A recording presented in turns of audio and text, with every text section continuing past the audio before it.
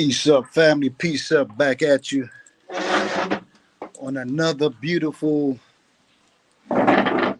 Sunday afternoon. This is a piece I'm working on. You guys know that's one of the top guys in the hip hop universe. Nipsey Hussle contributed a lot of good things. Was headed off to a great start with looking to do a documentary with the work of Dr. Sebi, the one who introduced the world to electric foods. So I figure let me do a portrait of Nipsey. I pray that everyone is doing well today. My name is Brother Samal. For those of you who might be here for the first time, I'm reporting from right here in the coastal region of Kenya, as you guys can see. You're here for the first time. I just want to let you know that this is a platform where we just talk about things that are pertaining to the Black/African experience. Also, we showcase our movements in Kenya and around the African continent and around the world. This is a small channel that we are building out, so be patient with us. I'm not the perfect at this thing called YouTube, but we're doing it. As you can see, uh, it's about 85, 90 degrees today. The winds is up about 25, 30 miles per hour. There's a system moving through that had been moving through all week. So it's been a lot of just wind. And I want to say something is blowing in the wind.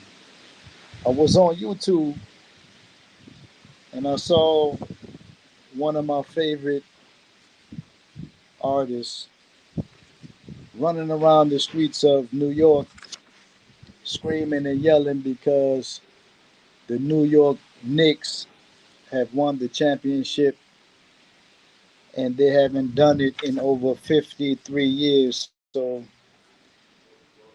he was all over, just jubilant, happy, screaming, yelling. And I'm like, man, all this for a sport, all this over a game that's it's over with. You done moved on and it's another day. I don't know. Maybe it's me, family. Maybe it's me. I don't know. But I've never been one who gets overly excited over sports. I love boxing. That's the thing I love to watch. It's a mano a mano type sport, but I done seen people got trampled at soccer stadiums over a game. I done seen people got unalived over a game, being trampled, beat up. Even in New York City, the New York Knicks fans they beat up a guy last week. It's just crazy stuff, man. And it took me and Jessica was talking, and it reminded me of how they used to do things in the Roman Empire. That, in Rome, one of the cultural things that we all know that existed was the Coliseums. And the Coliseums served as a distraction to anything that was political going on. It grabbed the people's attention. And in 2026, family, we have boxing, we have soccer, World Cup, we have the NBA Finals, we have NFL, and we have tennis. You understand? All designed. Yes, it's good to observe, and there's nothing. I'm not saying don't watch games, right? That's not the discussion today. I'm simply asking the question, what do you guys think? Do you think sports and the monies and the energy that people put into it, it's like it's over the top?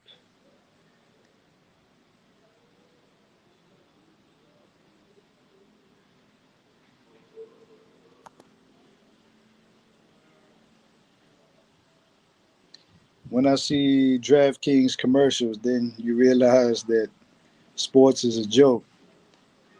I agree 100%. I agree 100%. This is how you know from a world stage, right? That I remember learning that in times of war, that when the Olympics was taking place, the Olympics we all know take place once every 4 years. So if there was a season of war, everything will stop so that the world athletes can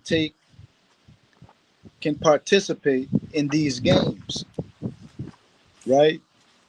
And the world stops to observe these games. It's a game,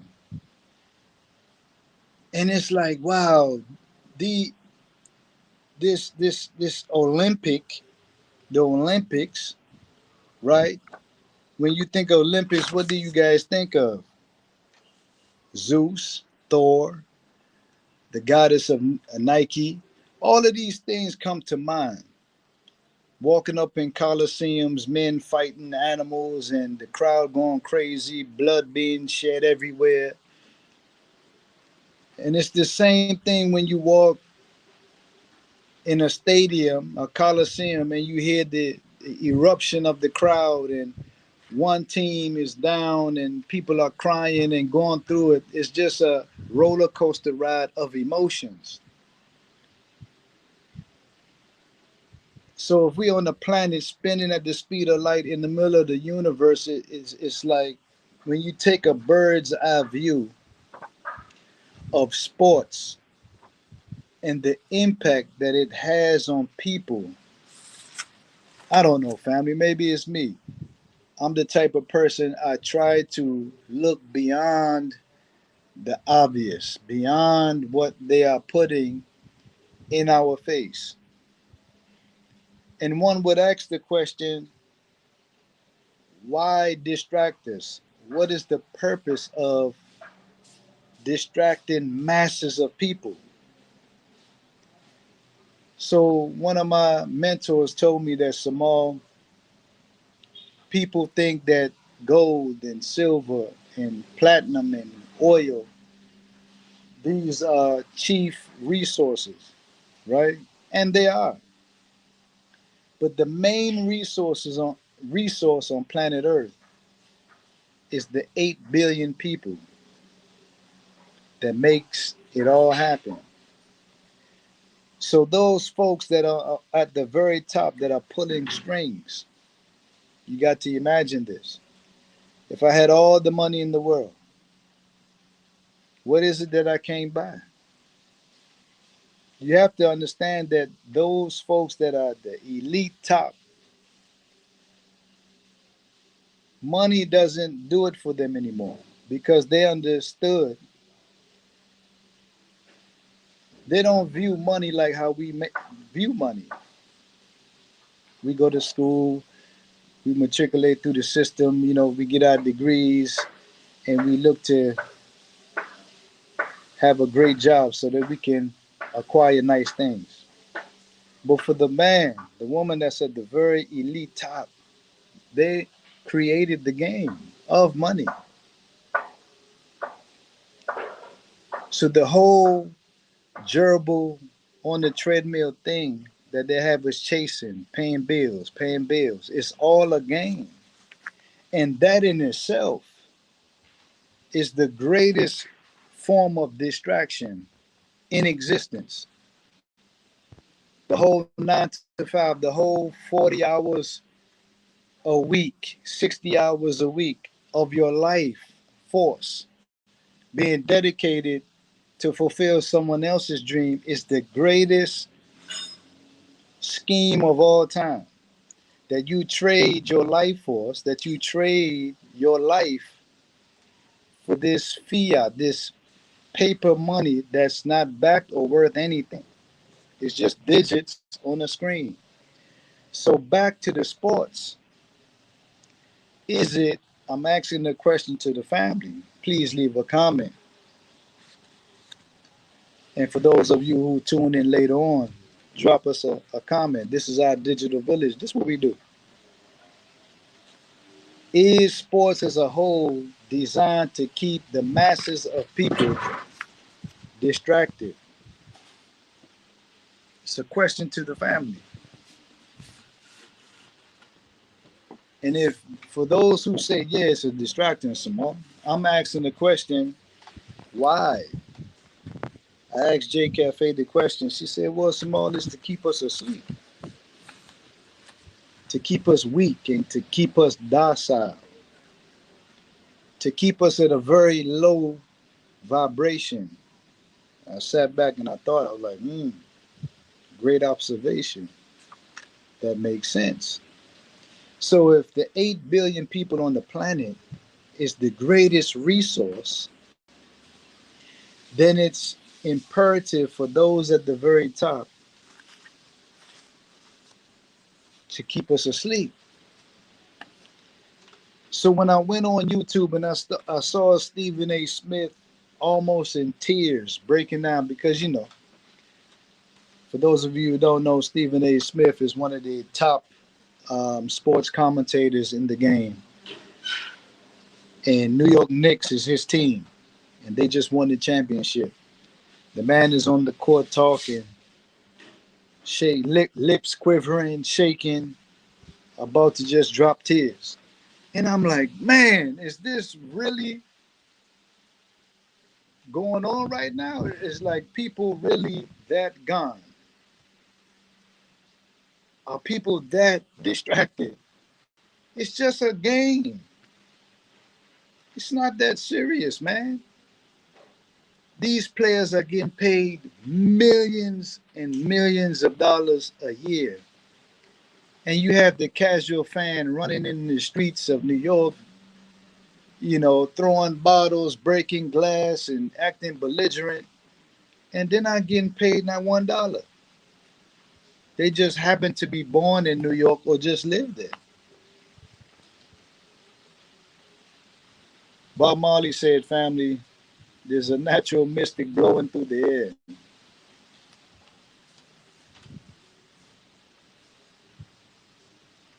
Yo, I don't know, family. It's just interesting to see how the world over is rotating on a bunch of lies. The world is rotating on the axis of a lie, from politics to sports to entertainment to whatever else. They got us, man. From out of the womb, you're groomed to want to get into the Pee Wee League, right? And then you make JV, varsity, and hopefully you get a scholarship to college. And then you understand? It's a perpetual cycle. To get out the hood, you want to become a singer or a rapper. All of these things, and we see where the hip hop industry has gone. Initially, it was positive, it was life enriching. You had rappers like Slick Rick that can express a story. Hey, young world, the world is yours. Young world, young. Slick Rick was like that. Had the ability to eloquently tell a story in a rap song, and it be meaningful, and you get something from it. In this day and time, the rap music that's out here now, I don't know what these guys are talking about. I can't keep up with them. Give me 1 second, fam. All of them sound like they're mumbling. And actually, they have something called mumble rap. So it's not even about the rap anymore. It's about they say it's about the beats, ma. It's about the beat. When I was in the barbershop, that's what they tell me, man, it ain't, don't really listen to the words about the beat. I'm like, yo, we from politics to sports, entertainment, music, and then the other side of the music, you got hip hop and then you got R&B. You got folks crying all the time, people breaking up, people getting back. It's crazy. I don't know, family. Let me know in the comment section. I just wanted to come in and tune in with the family.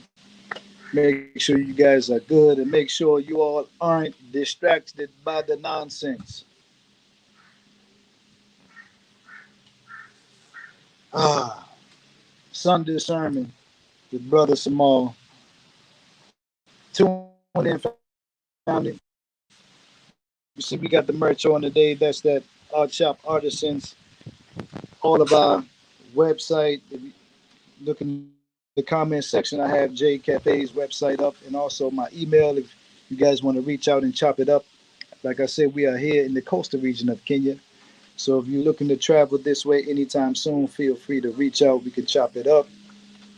And also, our online store is also in the description.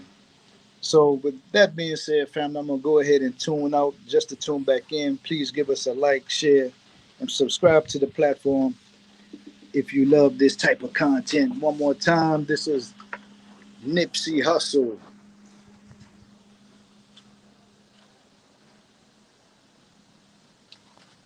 It's a piece that I'm working on. You guys can see I made the balcony a little mess. But yeah, fam. Brother, the good brother Yeshua in the Bible said, I'm in the world, but I'm not of it. I'm in the world, but I'm not of it. And speaking of that, it's ironic that he was waging war, Yeshua, or AKA Jesus, right?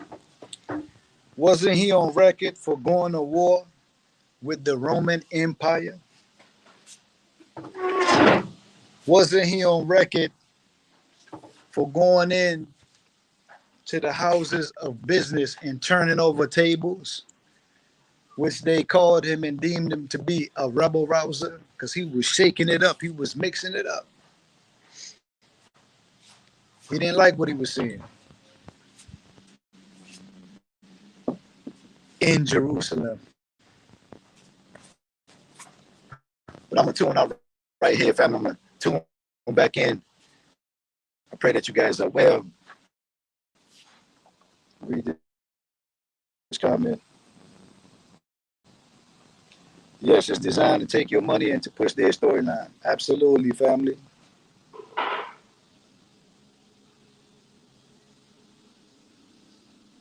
So, Biz Freaka, appreciate you tuning in with us for a good 15 minutes of your time. I know you could have been doing anything else. We'll be back on in a couple of days, so stay tuned. And we got a couple of other videos loading up as we speak.